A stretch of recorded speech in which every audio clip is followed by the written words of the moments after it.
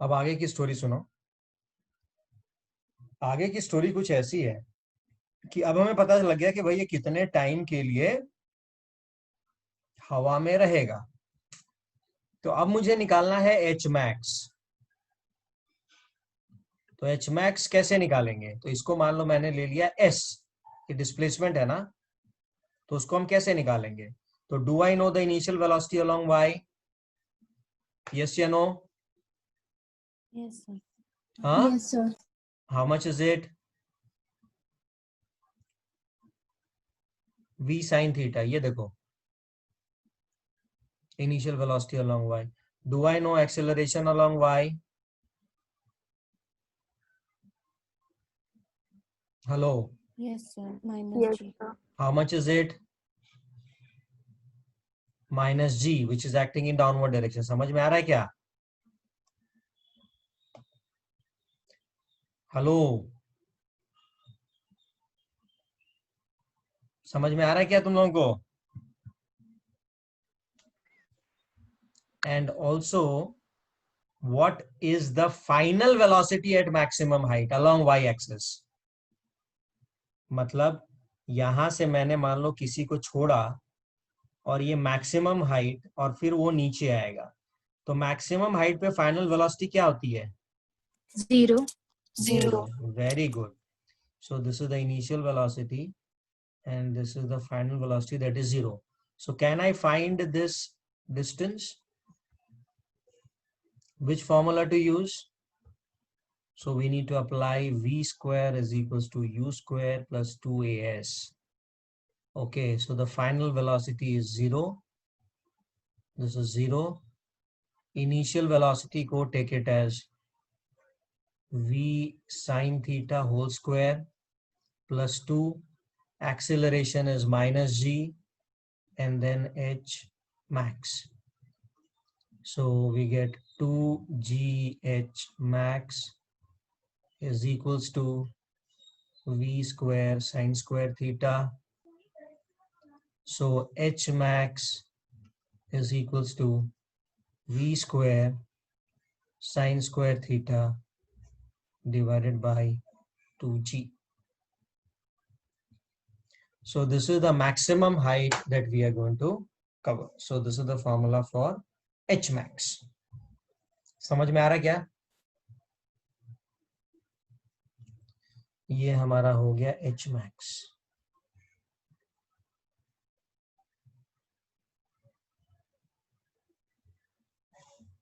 Okay, ठीक है ना? अब आते हैं मोशन अलोंग x में. x का स्पीड हमेशा सेम है. जब से प्रोजेक्टाइल छूटा है तो ये v है, देखो ये थीटा है.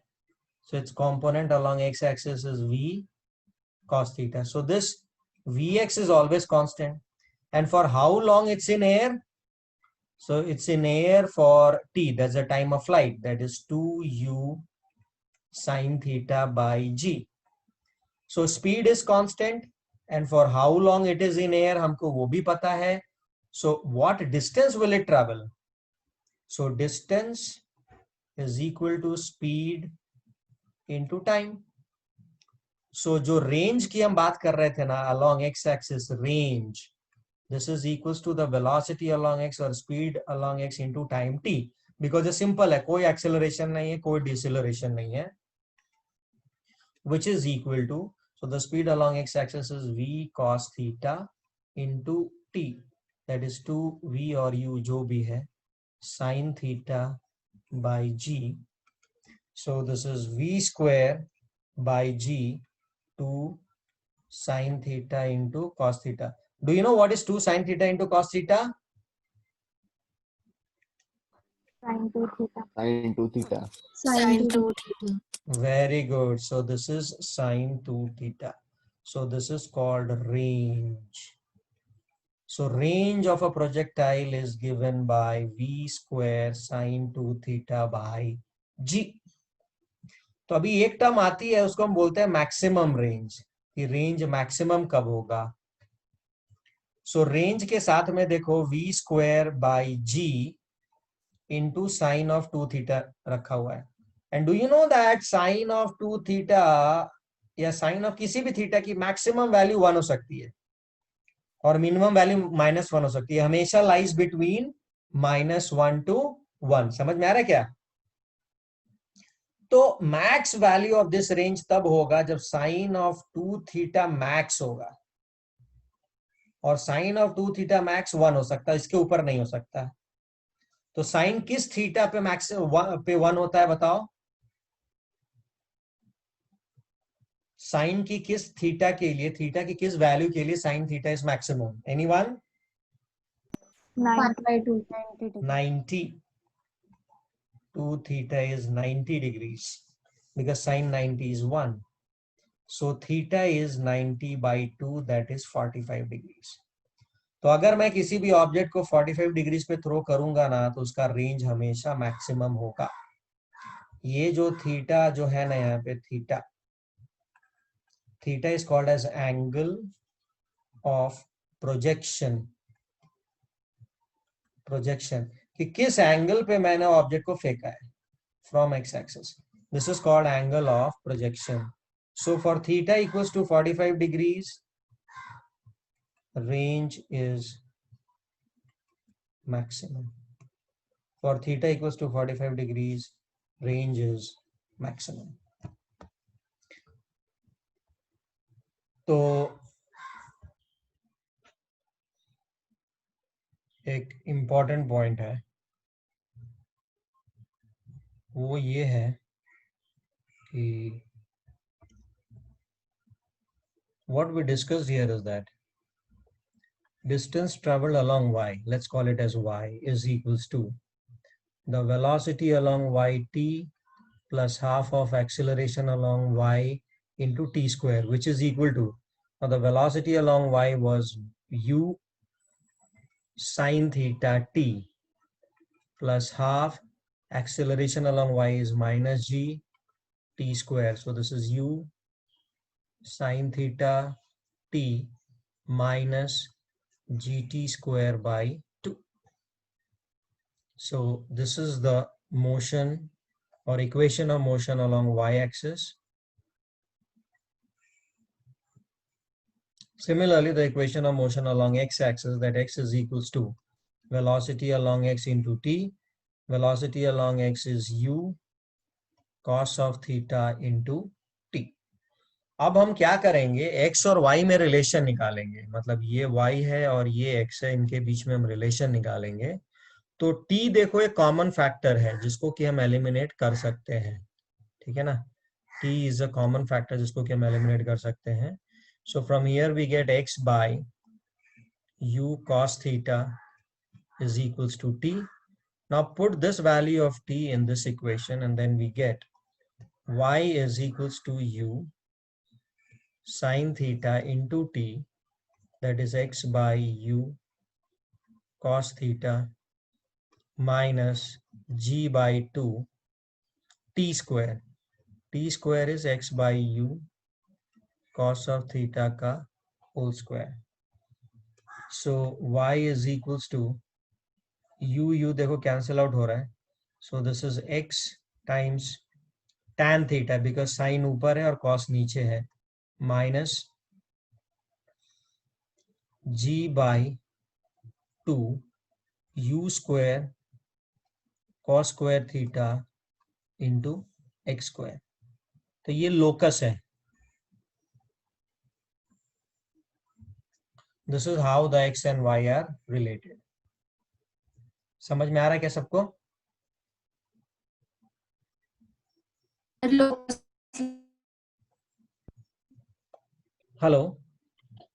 What is locus? locus मतलब tracing the path of a curve is called a locus. Like a straight line is a locus of a point which moves in a straight line. Parabola is another type of, circle is another type. कि कैसे वो point move करेगा x और y में। तुम लोगों का जो क्वाड्रेटिक इक्वेशन होता है, तुमने कभी देखा है क्या? y is equal to ax square plus bx plus c, ये क्वाड्रेटिक इक्वेशन हो गया। और इसका ग्राफ कैसा रहता है क्वाड्रेटिक इक्वेशन का? ऐसा ऊपर की तरफ खुलता है इफ ए इज पॉजिटिव। सुना है कभी? Yes, sir. और ये ऐसा नीचे की तरफ खुलता है व्हेन ए इज नेगेटिव। तो अब अगर यहाँ पे देखोगे तो ये एक्स स्क्वायर है, ये जो ए है ना वो नेगेटिव है, देखो ये माइनस है। सो इसीलिए प्रोजेक्टाइल इज लाइक दिस। सो अगर इसका पाथ को ट्रेस करोगे, प्लॉट करोगे रादर, तो तुम्हें यही मिलने वाला। When you put x equal to 0 you get y equal to 0। तो यहाँ से शुरू होगा and this is the downward opening. So this is like a typical quadratic equation which is a parabola. So इसीलिए हम इसको प्रोजेक्टाइल मोशन को parabolic path बोलते हैं। तो अगर हमने एक बॉल लिया और बॉल को ऐसा फेंका, तो बॉल जो पाथ हवा में ट्रेस करेगा ना, so that curve in x and y axis 2-dimensional motion is called a parabola. समझ में आ रहा है क्या आपको? Yes, sir. तो प्लीज इसको लिख लीजिए फटाफट।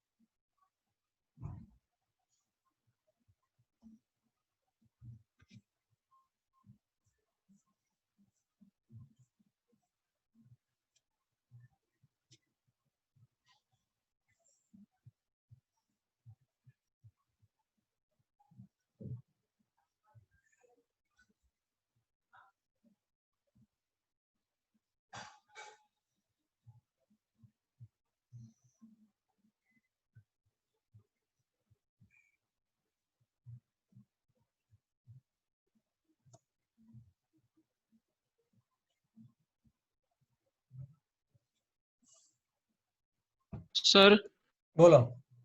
सर इधर जो आपने रिलेट करने की कोशिश करी इधर उसमें वी मतलब आपने ऐसा लिखा है कि V X T equal to U cos theta T. तो राइट। मतलब वो क्या न्यूमेरिकली सेम है क्या दोनों? नहीं नहीं, न्यूमेरिकल सेम मतलब क्या? मुझे नहीं समझा क्या बोल रहे हो तुम। न्यूमेरिकल सेम का मतलब क्या था? मतलब अभी इक्वेट किया मतलब किस तरह से, मतलब वो इक्वेट तभी भाई कर सकते हैं ना जब दोनों वैल्यू हाँ, सेम हो, तो नहीं नहीं, तो वो किस तरह से? ये डिस्टेंस है और ये स्पीड है और ये टाइम है। तो distance is always equal to speed into time ना। Yes sir. और speed along X axis is U cos theta into T. अच्छा अच्छा, वैसे क्या? Okay, got it got it. Distance is equal to speed into time, and speed along x-axis is u cos theta, and t is the time. समझा क्या? Yes sir, yes, thank you.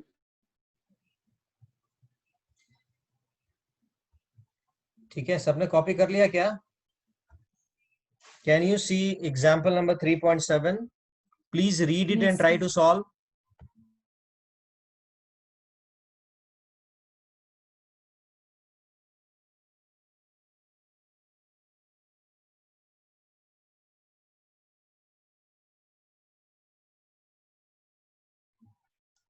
Have a look at example 3.7 and please try solving. Now let's try solving this question. ये question में बोलता है कि एक object है जिसकी 15 meter per second is the velocity along x-axis and 20 meter per second is the velocity along y-axis. और उसका जो एक्सेलरेशन है along x-axis तो 0 है, along y-axis 10 है. Take this as 10 which is in downward direction. So 3 second के बाद उसका डिस्प्लेसमेंट क्या होगा और उसकी वेलोसिटी क्या होगी. ठीक है, तो सबसे पहले वेलोसिटी के बारे में बात करते हैं. सो ये इनिशियल वेलोसिटी है बेसिकली, दिस इज u. सो अभी देखो ये जो ux है, कुछ भी हो जाए, the velocity along x axis will always remain same because there is no acceleration along x axis. ये देखिए, acceleration along x axis is 0 है. So Vx will always remain, the velocity along x will always remain 15 meter per second. अब जरा motion along y axis देख लेते हैं. तो motion along y axis में initial velocity along y axis is 20 metre per second and the acceleration is negative which is minus 10 meter per second square. So 3 second के बाद में उसकी final velocity क्या होगी और उसका डिस्प्लेसमेंट क्या होगा वो देख लेते हैं. So v is equals to u plus at. So initial velocity along y-axis is 20 and acceleration is minus, so 10 into 3. So this is minus 30, this is 20, so this comes out to be minus 10 meter per second. इसका मतलब क्या हुआ पता है क्या? Object की velocity अब नीचे की तरफ हो गई। डिस्प्लेसमेंट देखते हैं। सो this is ut plus half at square. So the initial velocity along y axis is 20 into time कितना ले रहा है वो? 3 सेकंड ले रहा है, plus half what is the acceleration along y axis? So it's -10 और वो टाइम कितना ले रहा है बाबा? तो 3 ले रहा है। तो अभी आप इसको सॉल्व करो। सो this is 3 2 is 6, this is 60 and then -10 into 9 by 2, this is 5. So this becomes 60 minus 45, that is 15 meters. Okay, so this is a displacement along y-axis. और यहाँ से अगर हम देखेंगे, so velocity हमेशा constant है. So what is the distance traveled along x? So it's velocity along x into time, that is 15 into time is I guess 3 seconds के लिए है. So this is 45. So the displacement vector is 45i plus 15j. ये हो गया displacement vector. अब अगर velocity vector की वो बात करें तो x कॉम्पोनेंट ऑफ वेलोसिटी तो हमेशा यही रहने वाला है, ठीक है। तो अब अगर x कॉम्पोनेंट ऑफ वेलोसिटी वो हमेशा रहने वाला है तो वही रहेगा 15i, और ये y कॉम्पोनेंट ऑफ वेलोसिटी -10 हो गई है। So this will be -10j। इतना समझ में आया क्या सबको?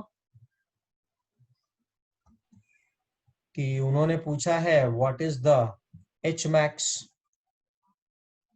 And what is the range. तो रेंज के लिए अपने को ये निकालना पड़ेगा कि वो कितने टाइम तक हवा में था।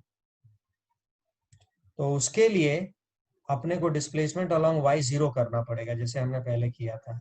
तो s is equal to velocity along y 20 into t ut plus half g t square. तो ये 2 हो गया, 10 हो गया, 5 हो गया। सो ये 0 है, t को बाहर निकाल दीजिए, 20 हो गया -5t। तो यहां से अपने को समझ में आता है इधर t इज इक्वल टू 0 और 20 minus 5t is equal to 0, which implies 5t is equals to 20. So t is equals to 4 seconds. तो 4 सेकंड के बाद वो नीचे आएगा, मतलब वो हवा में 4 सेकंड के लिए रहा है। सो this is the time of flight, time of FLIGHT। तो अब देखो उसका रेंज क्या होगा। Range will always be the velocity along x into time t। So velocity along x 15 है, तो 15 कर लो, और वो हवा में है 4 सेकंड तक। So this will be 60 meters. So his range is going to be 60 meters. Now coming on to the maximum height, कि ये जो प्रोजेक्टाइल है उसकी मैक्सिमम हाइट कितनी होगी। तो अगेन द सेम जो हमने लास्ट टाइम किया था, मैक्सिमम हाइट पे उसकी वेलोसिटी 0 हो जाएगी, y component final velocity. Initial velocity along y is 20 I guess. Just let me check initial velocity along y.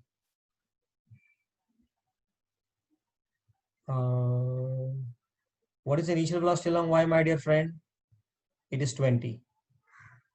Initial velocity along y is 20. And acceleration due to gravity is -10, which is in downward direction. Okay. So what is the maximum height? So v square is equals to u square plus 2as. Final velocity is 0. Initial velocity is 20 ka square plus 2. Acceleration is -10 into s, which implies 0 is equals to 400 minus 20s. 0 0 gone to 20. So s is equals to 20 meters. So this is the maximum height. ये हो गया अपना maximum height.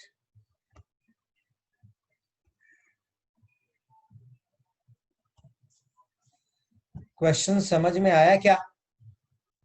Sir वहां पे 400 minus 20 था ना? हाँ, 400 minus 20s. तो एक 0 से दूसरा 0 कैंसिल हुआ और 2 से 40 को कैंसिल किया। सो 2 से जब 40 को कैंसिल करो तो 20 ही आएगा ना। Okay sir.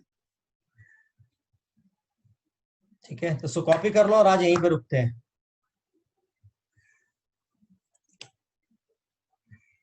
ठीक है।